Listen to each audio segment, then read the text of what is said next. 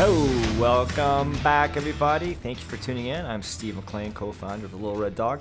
As usual, I'm here with Mr. Gary Newcomb, our trainer, our partner, our just all-around great guy. Gary, how are you? I'm doing great. How are you, man? I'm kind of a little tired, but I'm getting pepped up. I got my here. What do I got? I got it right here. I got my Starbucks coffee. Feel a little bit better. So today we're really gonna do. I'm not even going to ask some personal questions to Gary. We're just going to dive right in because I like this topic that Gary kind of made a quick graph to kind of help maybe visualize what we're always talking about. And one thing I want to emphasize to all the dog owners out there is, whatever your dog is bad at, let's say it's, dog reactivity, a weird noise, maybe scared around humans or whatever stimulus your dog is horrible at. And like human beings, dogs are going to be bad at something, right? Okay. So Gary made this really easy to read graph to kind of explain what Gary and I are always talking about reading the signs when a dog's about to do something stupid. Maybe you missed that, and then you don't have much time once you've missed the signs to get in there and correct your dog before it does something really stupid. Now, one thing that I always try to emphasize when I am dealing with a family is trying to explain to them your job as a dog owner is to keep your dog's energy at a 4 or below. So let me put that in perspective. I would say, in my opinion, a 2 is like a dog's like almost asleep, pretty tired. A 4, the dog's kind of moving around a little bit, but nothing, no big deal. At that stage of the dog's brain, at a 4 or below, it's very easy for the dog to listen to us, okay? So if I give my dog something to do or I want them to do, if they're at a 4 or below, this is pretty easy for me. Now, to make everyone feel better, once a dog gets around a 7, I don't care if you're Cesar Millan, you're gonna mess up, okay? So I want everyone to feel fine. If your dog is really amped and pulling or barking or whatever, I'm gonna repeat that. I don't care how good you are, your dog's not going to listen. And we're going to really bring this point home with Gary's graph, and you can see that you don't have much time before your dog gets to that level 7. So I'm going to hand this over to Gary, and Sam, if you could pop up that first graph, and Gary, I'll let you take over. Okay. So to lend to your point that once your dog gets to a 7, that you don't have a lot of time, this is not a consistent graph that goes up at a direct angle. That would be consistent in that, you have as much time from 1 to 2 or 1 to 2. Oh, yeah, by the way, that's right. This is the time level, up to 1 second. Yeah, so and quick. Then that's the level of the dog. Right.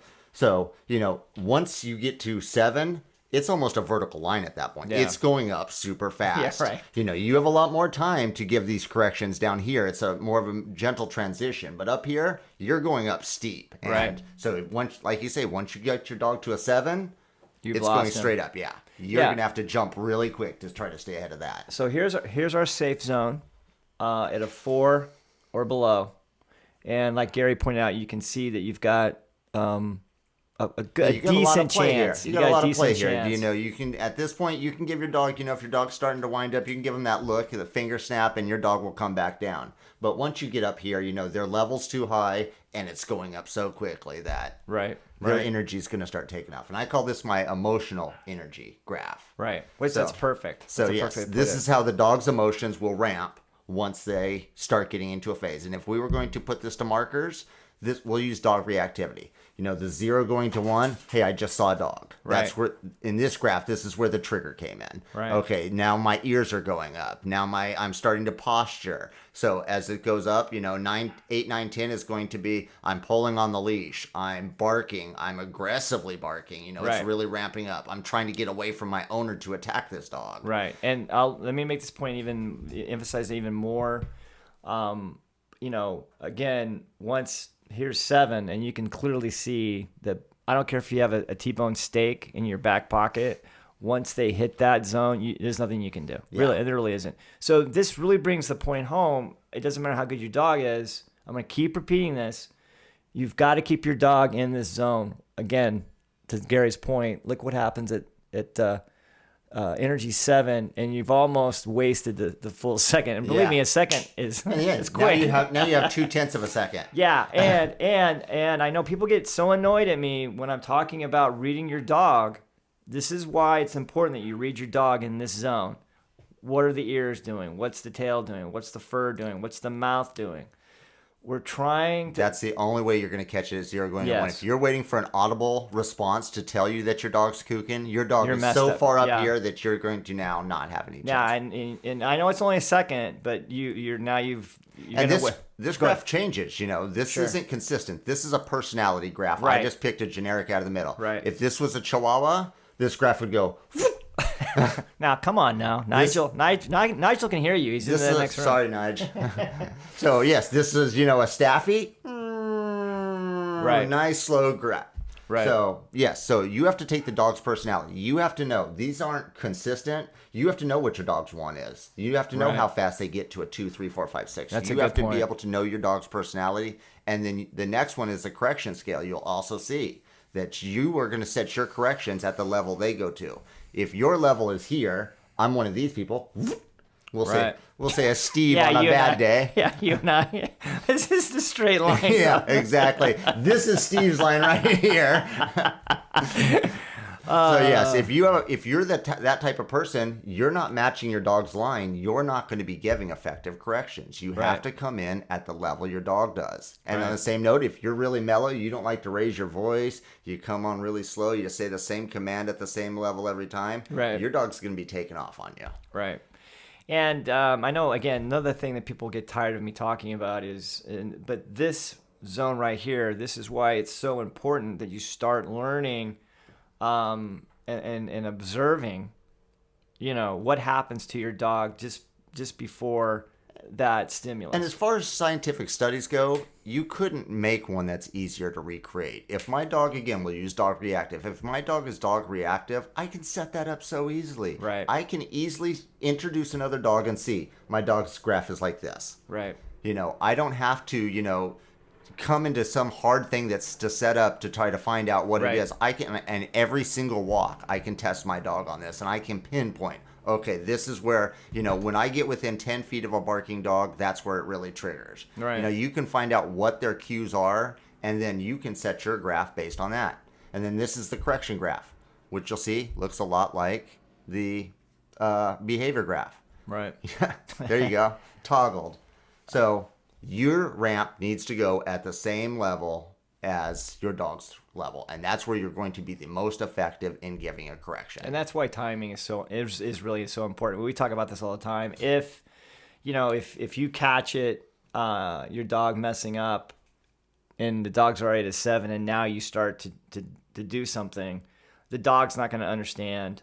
Not only is the dog not going to listen, but the dog's not understanding what the hell are you even talking about. Right? And the level you have to come in at is going to be above, the best you can do is to shock your dog at that point, which means if the dog's at a 7, you have to end up here. Right. You have to come in really hot for your dog to go, what the hell? Yeah, which brings up the next graph, right? Yes. Yeah, so let's bring that up. Okay, there we go. Go ahead, Gary. Walk us through that. All right. So, again, this is going to be the emotional behavior line. This is going to be the correction line. You see that my correction line is always one tick above. Actually, my graphing skills suck. That's okay. But you see, make your point. Your emotion line, you have to stay above that emotion. If your dog is here, your dog will always listen when you're here. Now, this gets a little dicier up here, and that, like I said, your dog's scale, once they get that high, goes really fast, and you may have to go off the chart. Now you're going to hit your dog with a 12. Right, and what's important to understand too, and we do talk about this as well, is if your dog is doing something stupid and they're at, let's say a 2,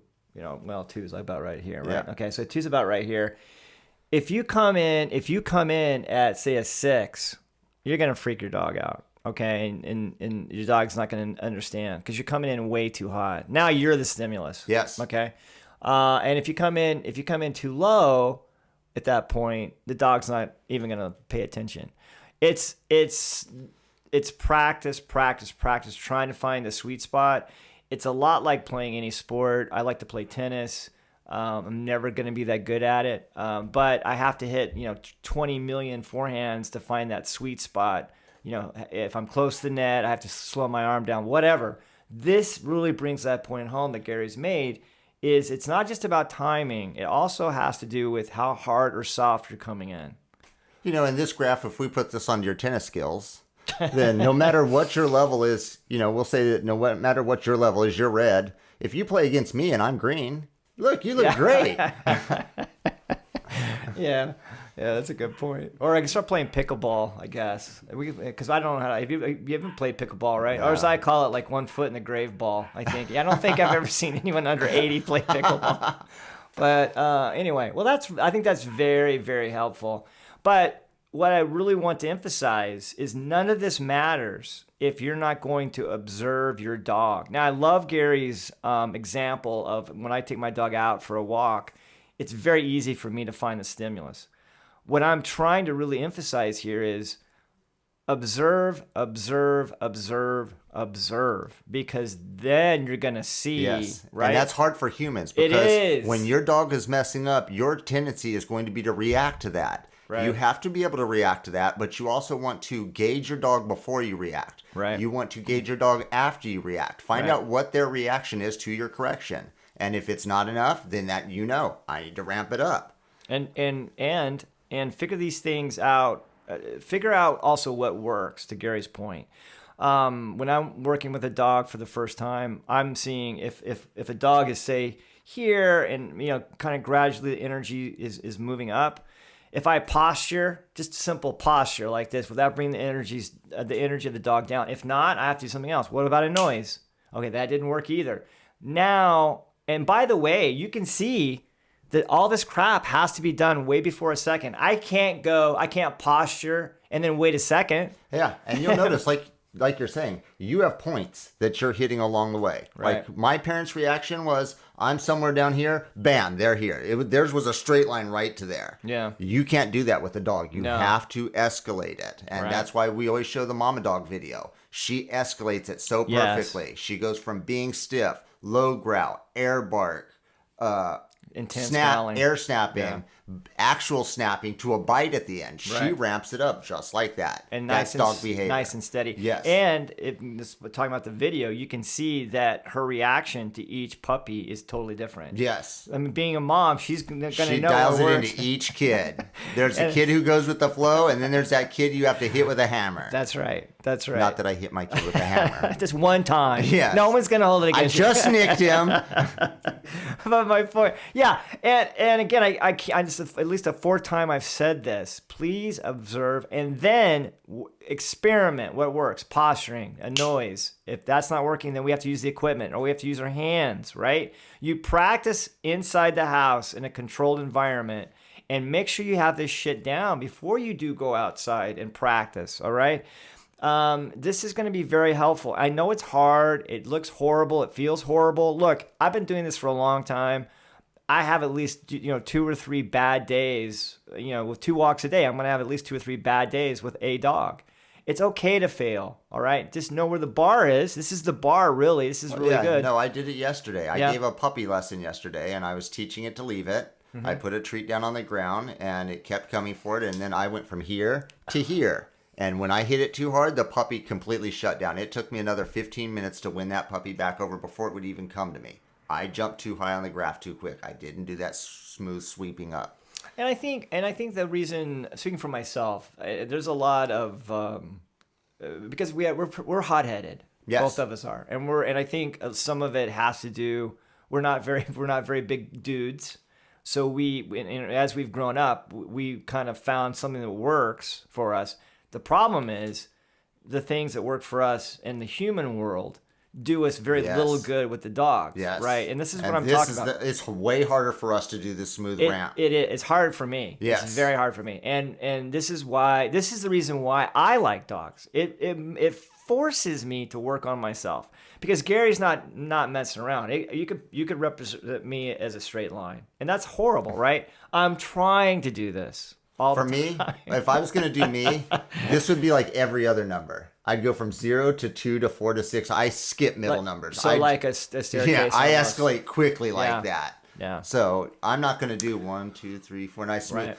It's gonna get hot fast. Well, I'm glad that you mentioned about you kind of freaked the puppy out. And see, how long did you say it took you to win the puppy? Like 10 or 15 minutes to win it back over. So it was completely chill and coming back to me. And that's why we talked about, if you remember, if the dog is messing up and you come in way too high, you're going to freak the dog out. And I like the fact that Gary talks about, he feels like he messed up a little bit and he had to backtrack. We all mess up. I mess up daily. For us, we meet, infinite amount of dogs. Right. I can't inherently come in and know what every dog's level is. I haven't had the dog long enough to know what all the points along the scale are. Right. So when you have something that's happening, like a puppy's jamming at a treat real fast and I'm having to block him out, I tend to do, like I said, 0, 2, 4, 6, 8. So I start to ramp up faster. So that was my personality coming out in it. Right. So we get put into situations though with dogs that we don't know. We don't know their scale. And so we step in it probably more than most. But when it's your dog, you spend, a lot of time with them every day, day after day, year after year. You should definitely invest the time to actually learn their scale. I agree with that. And I love that because I always, when we talk about dog training and ownership, I always say, look, I know where the bar is. And as long as you know where the bar is, that's a big chunk of the battle. Oh, yeah. And to me, this is a good representation of what I'm talking about when I say the bar. This is the bar. This is what you're trying to do. You're trying to stay one step above your dog at all times. But none of this matters if you can't take the time to figure out what's going to get your dog's brain back on you. And again, the way that I always teach people is start with your energy first, your body first, second, a noise, and then last, something physical, either with the equipment or the hands. But if your ass isn't observing and practicing, this isn't going to help you. No, that's like trying to make this line without seeing this line. Right. It's not going to matter. It isn't going to matter at all. So anyway, for those of you that are listening and not viewing, we can post these graphs on the. Can we post those on the Instagram? Yeah, we can do it on. I guess we'll post that on Instagram, or you can email me at steve@thelittlereddog.org, and we'll get those graphs to you. Because I think it's important. They're very simple. But it really brings the point home of what we're talking about, bringing your correction slightly above your dog's stupidity. So anyway, thank you very much. We appreciate your support. We can't do this without you. Please, again, go to thelittlereddog.org. Please adopt, foster, or even better, please donate. We need your help. We cannot save the pups without you. We'll be back in studio. We're going to talk about our 10-year anniversary. Woo, whoop, whoop. Thanks, everybody. Little Red Dog, I cannot believe it's been 10 years. Steve, PJ, and everyone who has been part of this amazing rescue, you guys are true heroes and have helped save so many dogs. I cannot wait to see this rescue grow even more from where it has started. Thank you for allowing me to be a part of this journey at one point in time. You guys rock.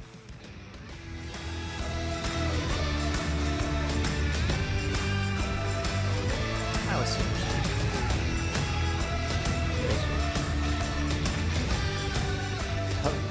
Wow, I got 10 years. Whoa. Look at that, everybody. Oh, my goodness. That was Josh Margolis, our volunteer 0001.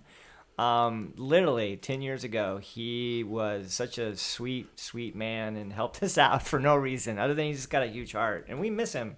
We do miss him. We miss him so much. And that was you getting a little choked up. I got a little choked up. Yeah, it was very sweet. It was really good to see him. We haven't seen him in a long time. No. He is on his own journey in music, and I'm glad and he he's also doing so well. rocks. He does rock. So yeah, we miss him, but that was awesome, Josh. Thank you, Josh. So a very special show today because we have volunteer 0002. Well, yes, standing but by also, for an interview. We are celebrating 10 years on October 11th, which is insane. It is insane. It's been 10 years. But yes, we have another. We do have 002. I'm so excited. We do kind of keep in touch with Miss Angie, but yeah, seriously, volunteer 0002. Angie, are you there?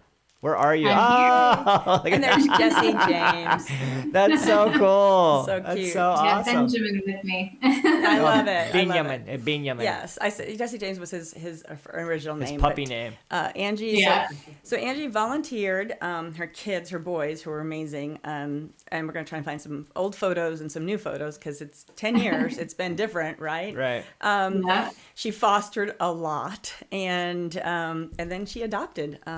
This cute boy. Well, my first question, I think wasn't the first time we met you at an adoption event, right? Is that correct? Yeah. Yeah. And why did you not run, just like go screaming into the woods after that first meeting? Why were you so crazy to stick with us? That's awesome.